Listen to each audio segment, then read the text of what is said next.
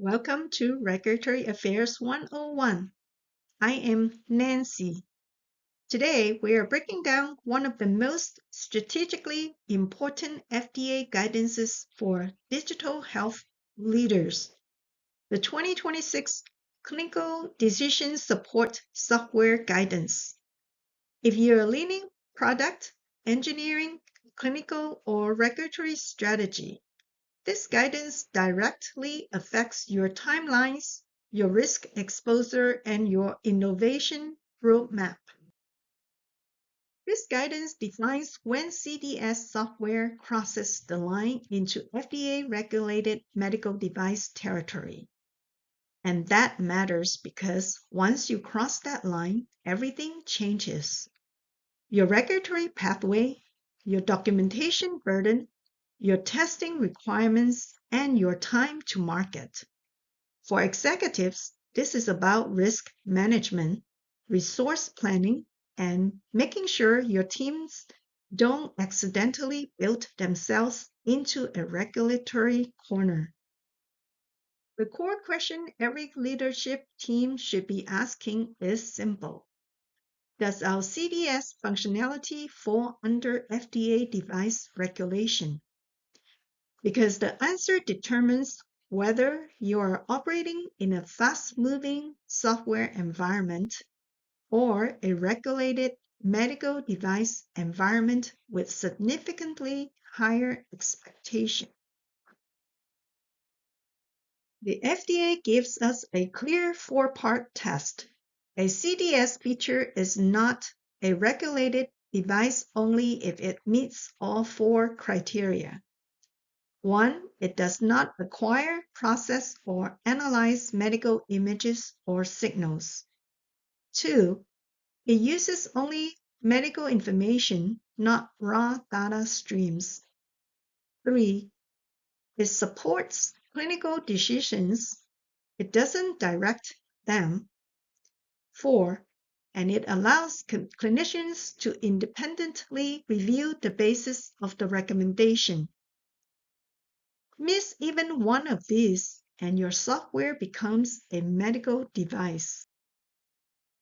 Criterion 1 is where many AI teams get tripped up. If your software processes ECG waveforms, NGS data, continuous glucose readings, or any physiologic signal stream, you are in device territory. This is the FDA's way of saying, if you are interpreting raw clinical data, you are practicing medicine through software. Criterion 2 is more flexible. If your tool uses vital, discrete lab values, clinical guidelines, or FDA-approved labeling, you are still safe, as long as you meet the other criteria. This is where smart design choices can dramatically reduce regulatory burden. Choosing discrete inputs instead of continuous signals can save months of development time. Criterion 3 is all about intent.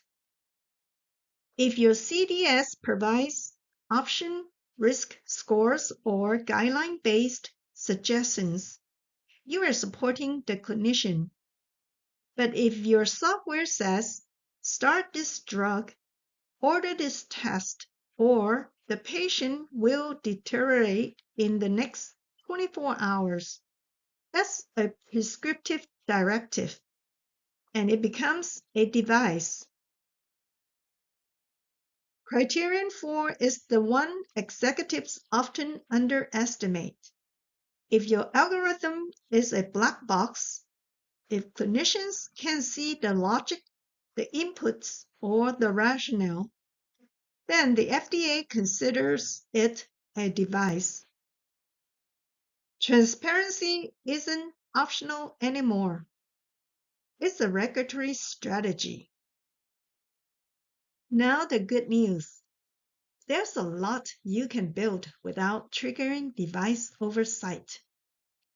guideline-based reminders, risk calculators using discrete data, clinical reference tools, documentation templates with embedded logic. These features move fast, iterate fast, and avoid the heavy regulatory lift. On the other hand, these features almost always trigger device regulation, image or signal analysis, proprietary or opaque ML models, direct diagnostic or treatment outputs, predictive algorithms tied to time-critical decisions. These require submissions, quality systems, and longer timelines. If your product includes both device and non-device functions, the device function must meet all applicable requirements, but the non-device functions can still be marketed as long as they don't compromise safety. This is where architectural separation becomes a strategic advantage. For regulated CDS, expect longer development cycles, more documentation, regulatory submissions, and post-market obligations. For non-device CDS, you get faster iteration, lower compliance overhead, and more design flexibility. This is why early classification matters. So, how should leadership evaluate CDS features? Here's the framework I recommend. What data are we using? Are we analyzing signals or images? Is the output advisory or prescriptive? Can clinicians see how the recommendation was generated? Do we need to engage FDA early? Getting these answers right early prevents costly redesigns later. CDS classification drives regulatory strategy, resource allocation, and development timelines. Transparent advisory tools move fast. Predictive or prescriptive AI features require device-level investment, and cross-functional alignment is essential.